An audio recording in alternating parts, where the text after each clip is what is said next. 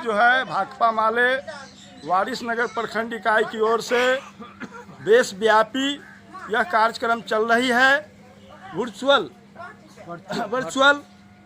Rally नहीं, रोजगार चाहिए।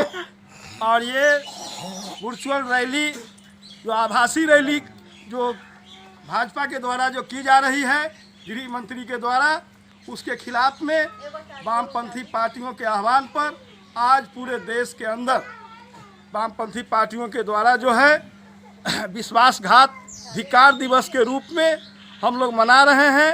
इसी कड़ी में वारिसनगर प्रखंड के अंदर सारी पंचायत में भाकपा माले प्रखंड सचिव रामचंद्र पासवान जी के नेतृत्व में यह कार्यक्रम चलाई जा रही है।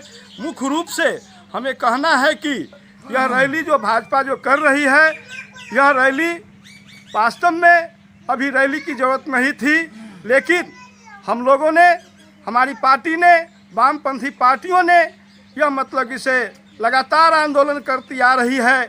यह आंदोलन करती आ रही है कि कोरोना वायरस संक्रमण के आड़ में जो सत्ताधारियों के द्वारा जो लिए जा रहे हैं कार्यक्रम, वो समझिए कि चुनावी कार्यक्रम का बिगुल फूंका जा रहा है। इस आंदोलन के माध्यम से हम आपको कहना चाहेंगे कि निश्चित रूप से पूरे देश के अंदर में, बिहार के अंदर में जो प्रवासी मजदूर जो हमारे बिहार के अंदर आए हैं, उन मजदूरों को रोजगार नहीं मिल रहा है। उन मजदूरों को किसी प्रकार की भत्ता नहीं मिल रही है। अगर सरकार घोषणा किया कि 5 किलो अनाज देंगे, 1000 रुपया देंगे, वो रुपया अभी तक नहीं मिला है। अनाज भी आनाकानी के तहत वो मिल रहा है। इसलिए इस आंदोलन के माध्यम से हम मांग करना चाहेंगे कि बिना कार्डधारी जो हैं, बिना राशन कार्डधारी परिवारों को भी 10 किलो अनाज मतलब मिलना चाहिए। और तमाम इनकम टैक्स के दायरे से जो नीचे हैं, उन परिवारों को 7500 रुपया प्रति माह भत्ता के रूप में सरकार को भुगतान करने की आवश्यकता है। क्योंकि इस आंदोलन के माध्यम से हम मनरेगा मजदूरों को 200 काम देने की गारंटी की मांग करते हैं और बढ़ी हुई मजदूरी भी मनरेगा मजदूरों को मिले और काम मिले।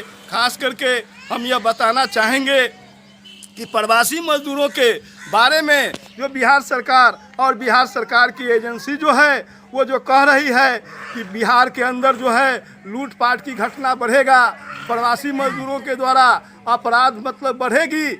इससे इस संबंध में हम कहना चाहेंगे कि बिहार के अंदर जो है सुशासन बाबू की राज जो है, वो प्रवासी मजदूरों से उनका विश्वास उठता जा रहा है और हमारे बिहार के मजदूरों को अपराधी मतलब घोषित कर रहा है।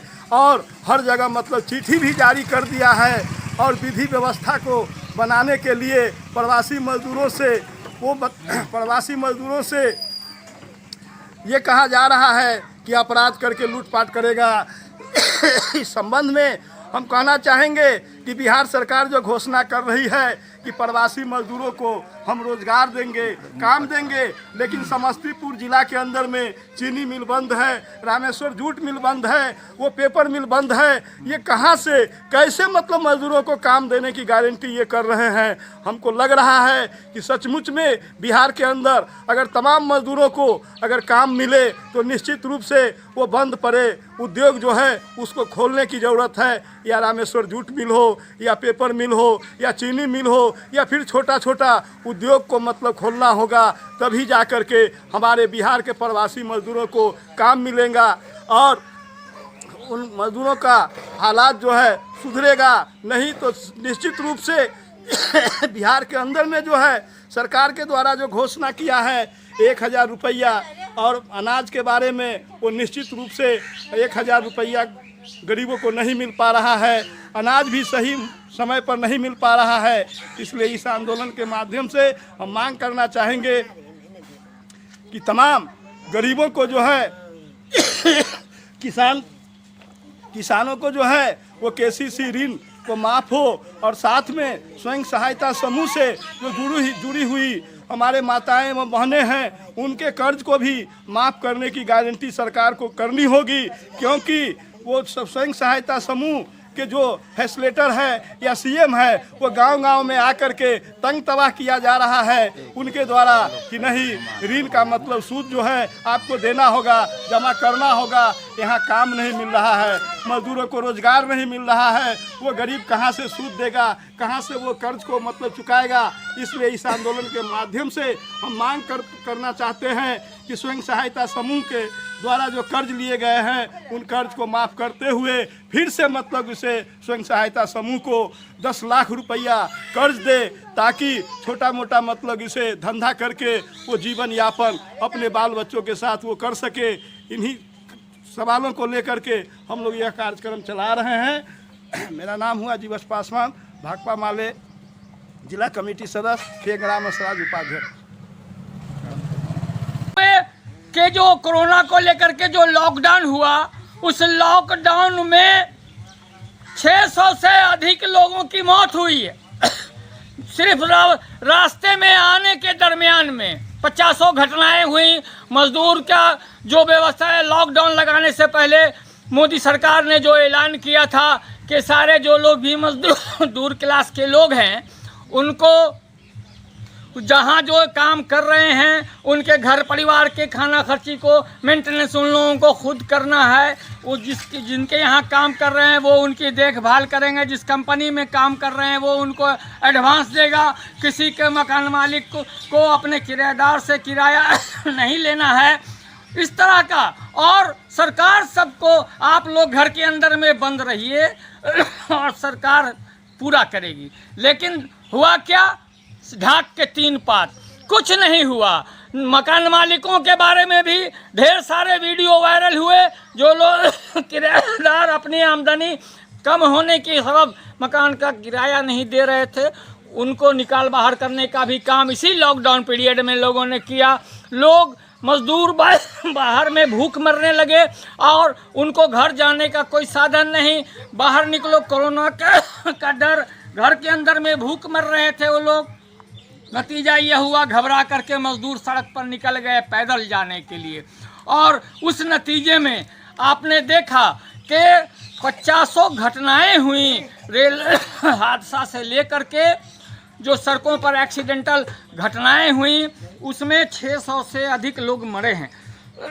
जब हम लोगों ने हंगामा किया और देश के लोगों ने इस पर आवाज़ उठाई और जब सरकार ने रेल के अंदर में व्यवस्था पैदा किया वैसा कि मजदूरों को रेल से भेजा जाए, तो उसमें जो जीआरपी और आरपीएफ का जो रिपोर्ट है कि ट्रेन में भूखे मर गए हैं लोग आते आते। ऐसे मरने वाले लोगों की संख्या 90 से अधिक है, जो रेल सरकार का रिपोर्ट है। जो और अतः यह तब हो गया दोस्तों, ये जो भाजपा की सरकार है और वो अपने खुशफहमी में बहुत सारे उनके जो भक्त लोग बोलते हैं मोदी है तो मुमकिन है, तो मोदी है तो यह भी मुमकिन हुआ कि जो ट्रेन 2 दिन में पंजाब और दिल्ली से चल के समस्तीपुर और दरभंगा पहुंचती, वो 9 दिन के बाद पहुंची। लोगों को मजदूरों के साथ कोरा मजाक किया गया, पूरे हिंदुस्तान का भ्रमण कराया गया। ट्रेन में भूख और पानी प्यास से तड़प तड़प करके मर गए क्वारंटाइन सेंटर में। और दूसरी बदतमीजी यह हुई कि जो अच्छे थे वो भी, और जिनकी भूख की वजह से, गर्मी की वजह से रास्ते में चलते हुए उनकी तबीयत अगर ख़राब हो गई, उनको क्वारंटाइन सेंटर में ले जा करके रख देने का काम किया गया। और सबों को एक तरफे से रखा गया। वहाँ मिल क्या रहा था खाने के लिए, लोग पूरा हिंदुस्तान देखा है, वीडियो वायरल हुआ है, चूड़ा और मिर्चाई और नमक खिलाया जा रहा था। ये व्यवस्था थी मजदूरों के लिए और ये उनके साथ में कोरा मजाक किया गया दोस्तों। और इस नतीजे में ट्रेन से लेकर करके और क्वारंटाइन सेंटर तक में 600 से ज़्यादा लोगों की मौत हो गई सिर्फ इस कारण से। और अब जो लोग आ गए हैं वापस, उनके सामने में ये सवाल है कि बिहार सरकार या जो भी सरकार, हम लोग बिहार के अंदर में सवाल को उठा रहे हैं कि नीतीश गवर्नमेंट ने बुला लिया सबों को, जिस तरह से हो गाली फजी है, सुनने के बाद ही कान पर जूड़ेगा। और हुकूमत ने व्यवस्था किया, यहाँ लोग जो लौट करके आए, अब उनके सामने में सवाल खड़ा है कि आखिर वो कहाँ से अपने बाल बच्चों का परवरिश करेंगे, उनका मेंटेनेंस कैसे होगा। और जो रोज़गार काम की गारंटी योजना जो थी, रोज़गार गारंटी योजना, उसके तहत में तो व्यवस्था गांव के अंदर में है। गांव में भी हालत ये है कि जो मुखिया जी लोग हैं वो तो काम कराते नहीं हैं मज़दूरों के ज़रिए। उनका ज़्यादातर मिट्टी कटाई का काम होता है तो वो जेसीबी मशीन को लगा दे रहे हैं। पूरे समस्तीपुर से लेकर के और दूसरे डिस्ट्रिक्ट का भी आ रहा है रिपोर्ट। अपने यहाँ खुद सारी पंचायत के अंदर में आप देख लीजिए कि हमारे यहाँ जो नाले की सफाई हो रही है, ढेर सारे प्रवासी मजदूर आए हैं, उस नाले की सफाई को मजदूरों को लगा करके उनको डेली रोज़गार भी मिलता, उसको कराया जा रहा सकता था, लेकिन उसकी सफाई जेसीबी के ज़रिए की गई है।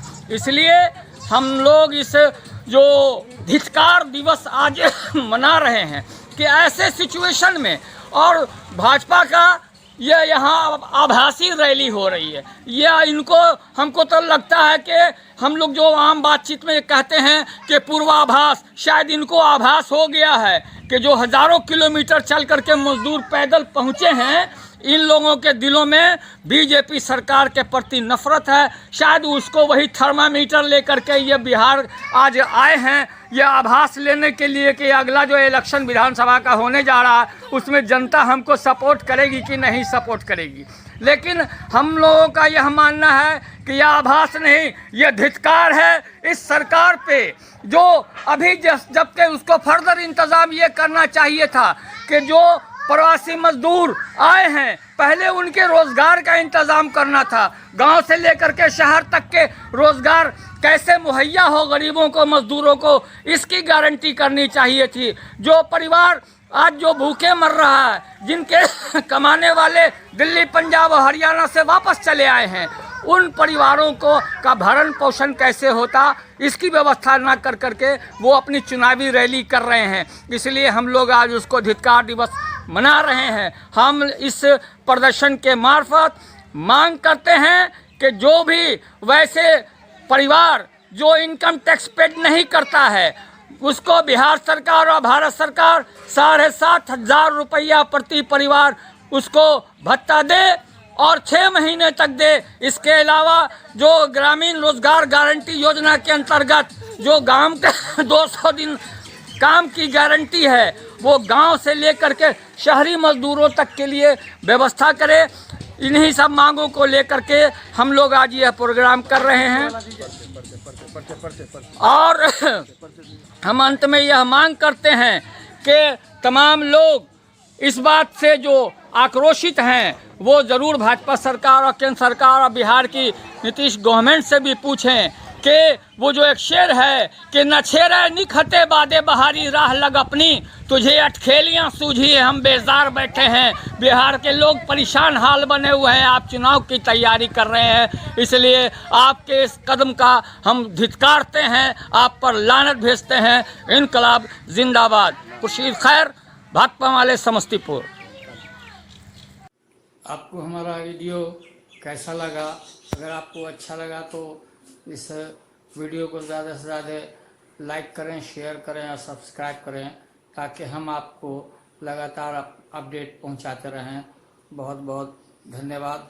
वीडियो देखने के लिए धन्यवाद।